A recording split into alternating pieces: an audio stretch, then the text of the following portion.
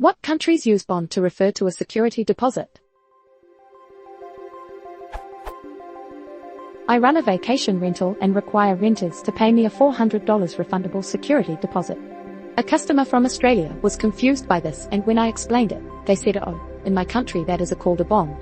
So now I refer to it as $400 refundable security deposit, bond, when I'm dealing with Aussie guests. I think the US-based customers, the word bond is not common and could end up being confusing, since it typically refers to the instrument traded in financial markets, i.e. stocks and bonds. But what other countries would refer to this as a bond?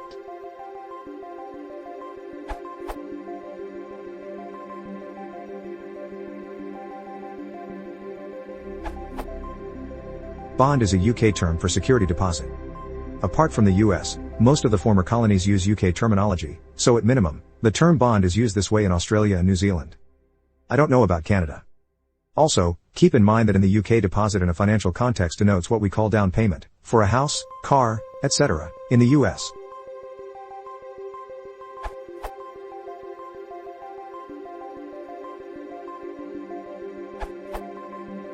Although some variations in English usage between countries can be attributed to custom or even fashion, the status of this use of bond in Australian English is quite well established. The Residential Tenancies and Rooming Accommodation Act 2008 of the Queensland Parliament includes the following definitional clause. 111 Meaning of rental bond. 1. A rental bond, for an agreement, is an amount, a, paid by or for the tenant under the agreement, and, b, intended to be available for the financial protection of the lessor against the tenant breaching the agreement. When, usually young, tenants are changing accommodation, whether or not they have done too much damage to get their bond back is a major concern.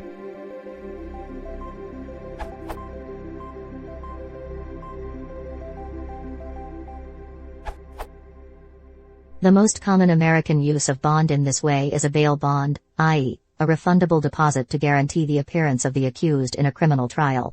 There is also the appeal bond, which the losing party in a civil case may be required to deposit before pursuing an appeal, presumably so that assets to satisfy the judgment remain if the appeal is unsuccessful. I have never heard it used in a real estate or hotel reservation context, until just now. As Scott points out, there is a similar use of bond for various classes of tradesmen, that they have deposited a sum, or, these days, have arranged for an insurance company to do so, that can be claimed in case of damage, theft, etc. These bonds are not refundable while the business is ongoing. A British acquaintance of mine living in the USA did not understand why he got funny looks discussing his bank overdraft. In American usage, an overdraft is generally unintentional, not requested in advance, and subject to hella nasty fees from the bank, and they may not even cover it. He had obtained what we would most commonly call a line of credit.